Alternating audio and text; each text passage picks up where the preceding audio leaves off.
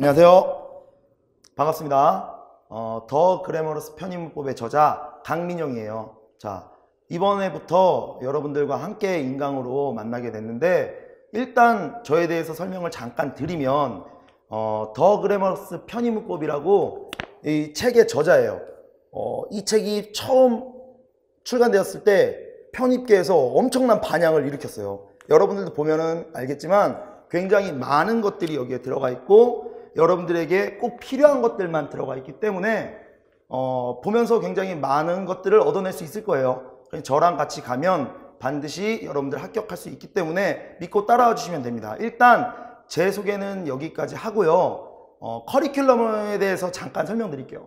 자, 더 그래머러스 편입문법 커리큘럼, 일단 정규 과정에 대해서 설명드리면, 자, 일단은 기본적으로 1, 2월, 3, 4월 이렇게 달을 나눠 놓긴 했는데, 인강 듣는 학생들 같은 경우에는 이게 약간 무의미하긴 하죠. 근데 어찌됐든 간에 굳이 따지자면 1, 2월 달이면 요 정도 거를 듣는 게 맞다라는 어떤 개념 하에서 여러분들께 얘기해 드리는 거예요. 말 그대로 기초 과정이고요. 기본적인 것들에 대한 설명을 하기 때문에 너무나 영어를 모르겠다 하는 친구들은 이걸 들어도 되지. 근데 영어를 조금 알고 있다 이런 친구들이 굳이 여기까지는 들을 필요는 없어요. 그러니까 나는 아예 영어에 대해서 젬병이야 이러면 괜찮은데, 어느 정도 알고 있다 그러면 여기 말고 핵심 과정서부터 듣는 게 훨씬 더 좋습니다. 일단 핵심 과정은 정말로 문법에 대한 걸 모든 걸 다 공부한다고 보시면 돼요.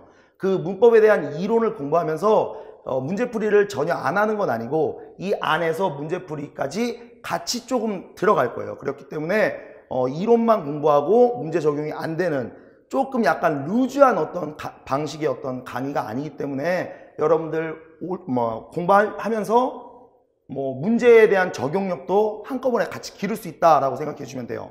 자, 그리고 응용 과정서부터는 여기서부터는 이제 쭉 문제풀이 과정이에요. 근데 이 문제풀이 과정이 말 그대로 응용 과정은 기본적인 것들에 대한 문제풀이겠죠. 아무래도 핵심 과정을 듣고서 내가 모든 것들을 다 이해할 수 있는 건 아니잖아요. 그러니까 핵심 과정을 듣고 문제를 풀 때 약간 쉬운 문제 위주로 문제를 풀면서 다시 한번 이 핵심 과정으로 돌아가서 다시 한번 공부한다. 이렇게 여러분들이 생각해 주시면 돼요. 그리고 집중 과정 같은 경우는 이제 여기도 써져 있지만 랜덤이나 심화형 문제풀이에요. 그러니까 약간 어려워진다는 소리고, 여기는 랜덤은 아니고 파트별 문제풀이가 약간 추가가 될 거예요. 그래서 여기서부터 이제 랜덤형 문제풀이인데 난이도가 약간 올라간다. 제 생각에는 아마도 여기 이 부분이 난이도가 시험 난이도와 굉장히 유사할 거라고 생각을 해요. 보통 시험은 매우 어렵게는 안 나옵니다. 문법은. 독해나 논리 쪽은 상위권으로 올라갈수록 굉장히 어려워지는 경향이 좀 짙은데, 문법은 오히려 상위권으로 올라가면 조금 더 쉬워질 확률이 더 높아요. 이유는 독해나 논리의 비중이 높기 때문이에요. 그 말은 즉 문법을 하지 마라 이 소리가 아니고, 거기 문법에서 내가 한 문제라도 틀리면 굉장히 위험하다라는 거죠. 남들 어떤 친구들은 독해나 논리 쪽에서 문법 문제를 많이 이렇게 맞추는 친구들도 있는데, 거기서 문법에서 다 깎아먹어 버리면 아무래도 당연히 독해나 논리 쪽에서 어려운 문제 많이 맞아봐야 여기서 다 깎았으니까 합격하기가 곤란하잖아요. 그러니까 거의 문법이라는 것은 독해나 논리 쪽을 맞추는데 시간을 좀 잡아먹지 않게끔 조금 최대한으로 빨리 풀 수 있고 최대한으로 간략하고 정확하게 풀어내는 그런 연습을 한다고 보시면 돼요. 그 연습을 이때서부터 보통 시작을 한다고 생각하면 되고, 난이도는 평범한 난이도, 편입에 있어서 매우 어려운 난이도 제외한 일반적인 난이도는 여기서 나온다고 보시면 돼요. 그리고 이제 실전 과정, 여기 이 부분은 말 그대로 이제 조금 어려운 난이도겠죠. 편입에 있어서 얘는 풀고 나는 못 풀고 요 정도의 어떤 느낌.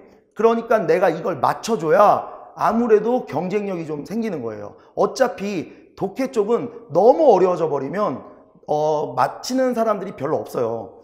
결국 찍는 문제들이 생긴다는 소리예요. 근데 문법은 찍는 문제가 생기면 안 된다는 소리예요. 어쨌든 다 맞춰야 돼. 어쨌든 다 맞춰야 되는데 조금 어려운 문제가 나왔을 때는 확실히 변별력이 생기죠. 이 문제를 맞추기 위한 어떤 작업을 한다. 그러니까 문제의 길이도 좀 길어지고 문제 난이도도 좀 높아지고 이런 식이고요. 그 다음 마지막 파이널 과정은 말 그대로 이제 예상 문제 풀이가 돼서 학교별로 최대한 비슷한 유형으로 맞춰서 문제를 풀어낸다고 보시면 됩니다. 그러니까 지금까지 문제를 열심히 풀었던 친구들은 파이널 문제 풀이가 아무래도 조금 쉽게 느껴질 그 정도로 여기에 하드 트레이닝을 여기서 한다고 생각해 주시면 돼요. 자, 그래서 일단 정규 과정은 요거고요. 그 다음에 특강 쪽에 대한 걸 설명을 드리면 1, 2월 과정엔 특별히 여러분들이 배운 게 없기 때문에 특별히 특강을 할 필요는 없어요. 그리고 그 다음서부터는 라이벌 파트를 핵심 정리한다 해서 영어에서는요. 라이벌로서 나왔던 문제들이 시험에 나올 확률이 굉장히 높아요. 그러니까 라이벌로서 나왔던 개념이라는 게 뭐냐면 보통 뭐 동명사 쓸 거니 아니면 뭐 투부정사 쓸 거니 아니면 이 동사는 자동사로서 전치사를 붙여야 될 거니 아니면 얘는 그냥 타동사이기 때문에 전치사를 붙이지 않을 거니 이런 식으로 라이벌로서 되어 있는 아이들이 시험에 나올 가능성이 0.1%라도 높아집니다. 그리고 실제로 이 동사 안에서도 라이벌들이 상당히 많아요. 그렇기 때문에 그놈들을 이론 과정에서 다 정리하기가 어려우니까 시간상의 문제 때문에 그래서 이런 것들을 라이벌 파트 핵심 정리 요 특강으로 빼내서 더 깊게 그리고 더 간단 명료하게 작업을 한다고 생각해 주시면 됩니다. 그리고 뭐 correction, incorrection 문제가 있는데 이런 것들은 그냥 정오 문제라고 해서 외대에서 시험에 나오는 거죠. 자, A, B, C, D에 대한 문제를 주고요. A, B, C에 대한 글을 주고 여기서 틀린 거 골라라. 즉 빈칸도 없고 밑줄도 없어요. 아무래도 학생들 입장에서는 문법에서 가장 어려운 파트 골라내라 그러면 얘가 제일 어렵겠죠. 아무래도 왜냐하면 빈칸도 없고 자 보시면 요렇게 빈칸 문제 그리고 요렇게 밑줄 문제 요런 것들이 편입 문법에서 이제 나오는 일반적인 패턴이라고 보면 요렇게 correction, incorrection 문제는 그냥 문제를 주고 밑줄이나 빈칸 없이 문제 풀어라 라고 하는 문제예요. 그러니까 아무래도 학생들 입장에서는 힌트를 잡아내기가 어려워요. 그래서 조금 어려운 구조를 푼다고 생각해 주시면 됩니다. 그 다음에 이제 집중과정 가면 제목은 뭐 몽타주라고 있는데 제가 원래 수업 시간에 많이 써요. 이 몽타주라는 걸. 몽타주를 잡아서 어떤 파트에서 뭐 주로 예를 들어서 주격 관계대명사다. 누가 봐도 지금 여기는 주격 관계대명사 문제야 라는 어떤 힌트가 들어갔다. 그러면 여기서 나올 수 있는 문제는 딱 하나밖에 없다. 이런 식이에요. 그러니까 뭔가 문제풀이 공식처럼 여러분들이 느껴지겠죠. 뭐 주격 관계대명사에서 나올 수 있는 문제는 뭐 관계대명사 안에 동사의 수일치 이거 제외하고는 다른 문제가 나올 수가 없어요. 관계대명사는. 주격 관계대명사에서는 요거를 제외하고는 다른 문제를 낼 거리조차가 없기 때문에 이런 것들에 대해서 이제 정리를 하고 문제를 풀어보는 시간 갖는다고 생각해 주시면 되고요. 그 다음에 이 완벽해부 최다 빈출 탑 15 이건 뭐냐면은 제가 2015년도부터 2019년도 바로 전년도죠. 이 2019년도까지 기출된 거를 지금까지 문법을 다 분석해 봤어요. 분석을 해서 제 책에다가 하나하나 이렇게 발을 정자를 써가지고 몇 문제가 나왔는지를 다 한번 정리해 본 적이 있어요. 그 정리해 봤더니 1부터 15위까지가 정리가 됐고 가장 많이 나오는 걸 가지고 여러분들께 응용 문제, 예상 문제, 그리고 기출 문제 다 묶어서 이때 특강을 한다고 보시면 됩니다. 이때. 자, 그러니까 이 최다로 빈출된 거기 때문에 아무래도 올해도 나올 확률이 제일 높겠죠, 얘네들이. 얘네들이 제일 높은데 다만 이제 예상 문제를 풀어가면서 뭐 구조가 약간 변한다거나 이런 것들에 대한 대비까지 한다고 보시면 됩니다. 자, 그 다음에 자, 신에게 너는 분명히 나온다. 자, 요거는 뭐냐면 제가 10년 정도 지금 강의를 했는데 한 8년 정도를 계속 지금도 마찬가지고 타임즈나 이코노미스트를 보면서 시사에 관련된 내용, 시사 중요한 시사, 아예 쓸데없는 시사 말고 시사에 관련된 내용이나 아니면 뭐 중요한 어떤 시사가 아니더라도 중요한 어떤 과학적 사실 이런 것들이 나오면 거기에서 문법적으로 또한 중요한 것들이 있을 거 아니에요. 문법적으로 중요한 것들만 추려내서 문제를 만들었어요. 지금까지 계속 문제를 만들고 있고 뭐 오늘도 만들고 내일도 만들어요. 저는 항상 계속 만듭니다. 시간이 있을 때마다 문제를. 그 문제를 예상 문제로 내요. 근데 여기서 정말 많이 나왔어요. 정말로. 실제로 뭐 제가 여기에다가는 안 넣어놨는데 중앙대학교에서는 아예 지문이 똑같이 났어요. 아예 지문이. 문제 보기도 비슷하게 나온 적도 있어요. 보기도. 성균관대학교에서. 그거를 지금 제가 여러분들께 어떻게 얘기해 드릴 수가 없는 게 준비를 안 해서 준비를 할 필요가 사실 없다고 생각을 했는데 준비를 할 걸 그랬어요. 미안해요. 어쨌든 간에 요런 것들 뭐 다 전부 다 나온다고는 보장하지 못하지만 꽤 많은 것들이 나옵니다. 더더군다나 시사잖아요.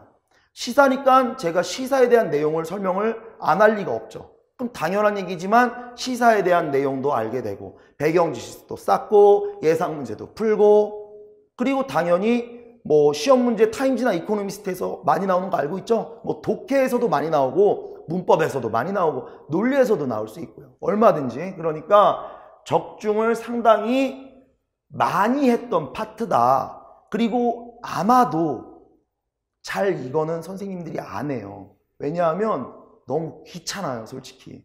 이거 부지런하지 않으면 못해요. 나 부지런해.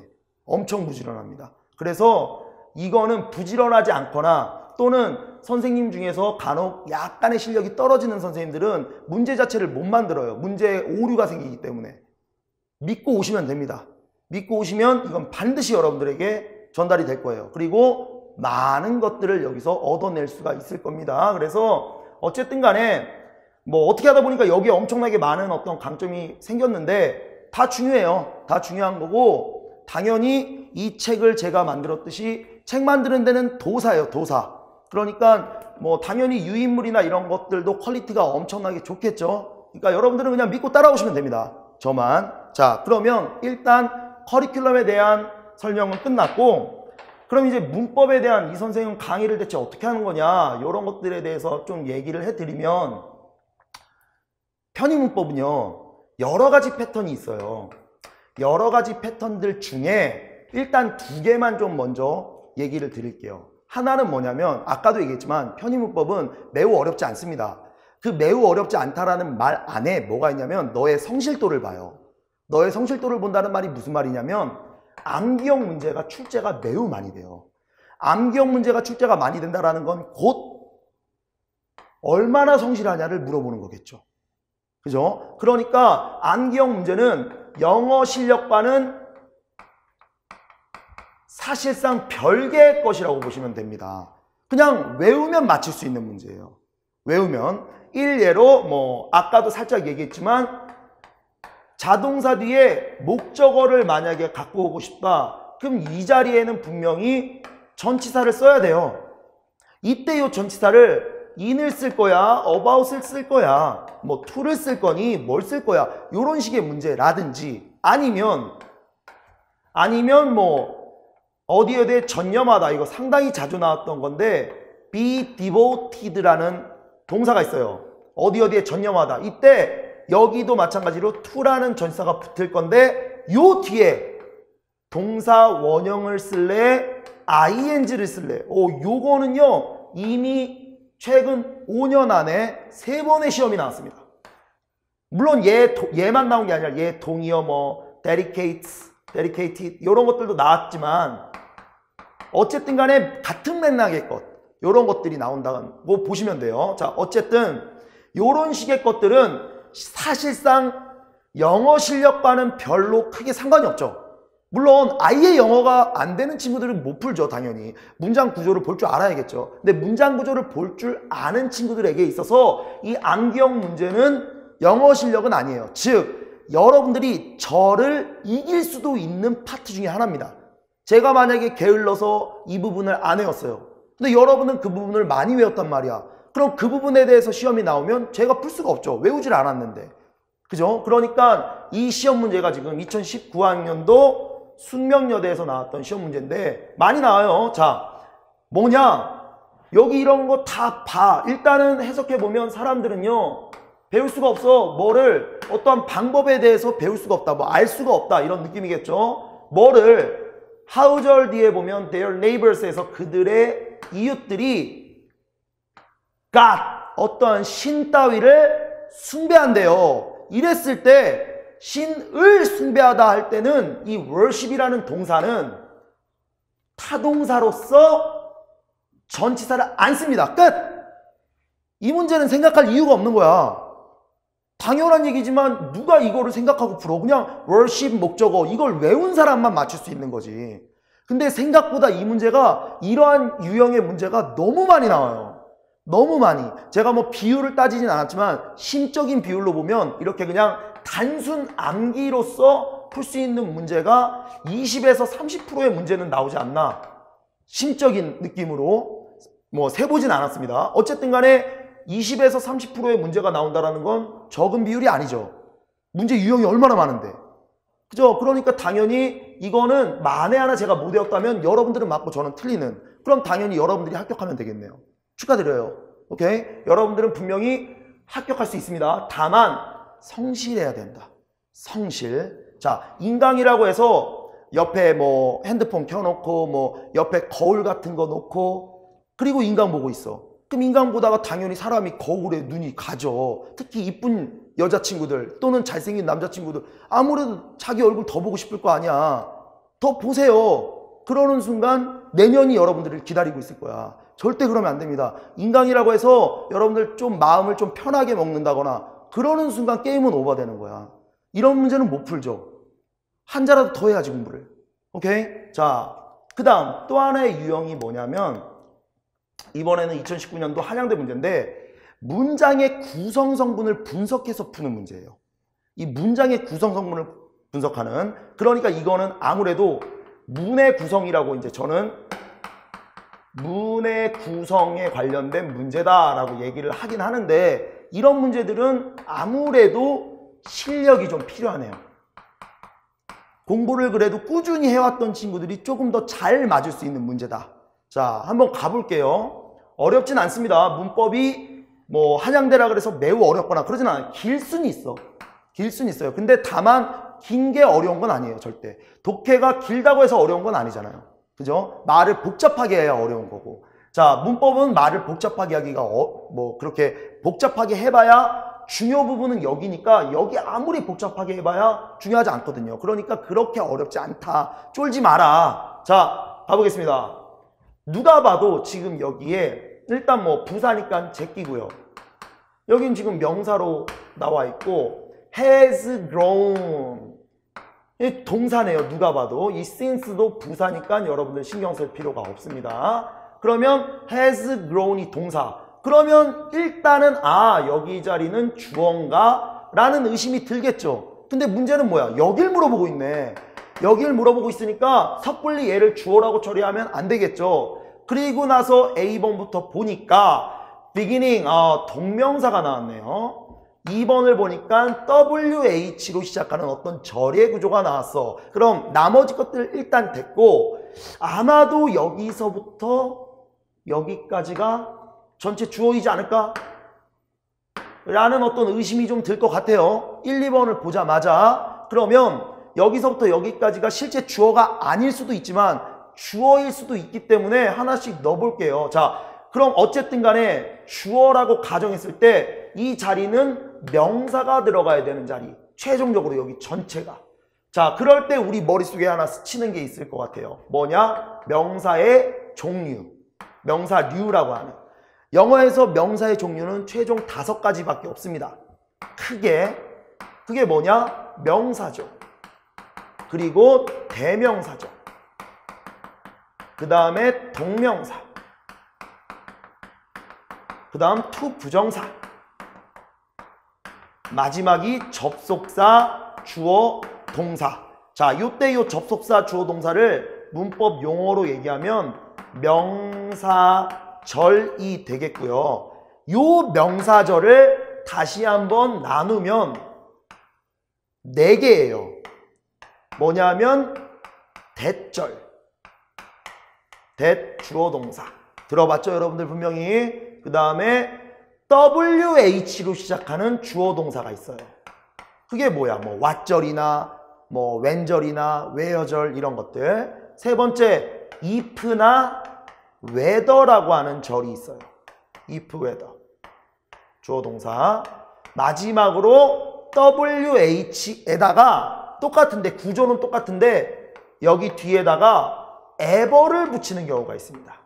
whatever, whoever, whomever 이런 것들. 이런 아이들을 복합관계사라고 하는데 뭐 지금은 이름은 중요치 않아요. 어쨌든 간에 명사의 종류는 최종 크게 5가지, 조금 더 세부적으로 하면 8가지가 있다 라고 여러분들 생각해 주시면 됩니다. 이거는 아주 기본이기 때문에 만약에 내가 영어를 잘 못해 그러면 아직은 잘 모를 수 있어요. 그런데 어느 정도 영어를 했다면 요 정도는 머릿속에 기본적으로 뭐 탑재되어 있는 일종의 아주 기본적인 거라고 생각해 주시면 돼요. 자, 그러면 여기에 이제 들어가는 거 뭐가 들어갈 거냐 봤더니 beginning as 동명사 괜찮네요. ing, 여기 ing. 그 다음에 WH, what절 괜찮네요. 그럼 나머지는요. while. 자, WH로 시작했지만 이 while은 안 들어갑니다. 여기 이 WH 안에 when, where, 우리가 흔히 말하는 육하 원칙을 얘기하는 거예요. 이 WH는 의문사. 그러니까 while은 안 들어가죠. 그 다음에 in spite of, 이거는 전치사로서 이미 뒤에 it's beginning이라는 명사를 갖고 왔기 때문에 이것도 말이 안 돼요. 여기 지금 동사가 들어가 있기 때문에 명사만 들어가야 돼. 전치사 플러스 명사는 부사 처리가 되는 거죠. 그러니까 당연히 탈락. 그 다음에 did it, 여기는 이미 did it begin 해가지고 동사가 있네. 근데 여기 어떻게 동사가 또 들어가지?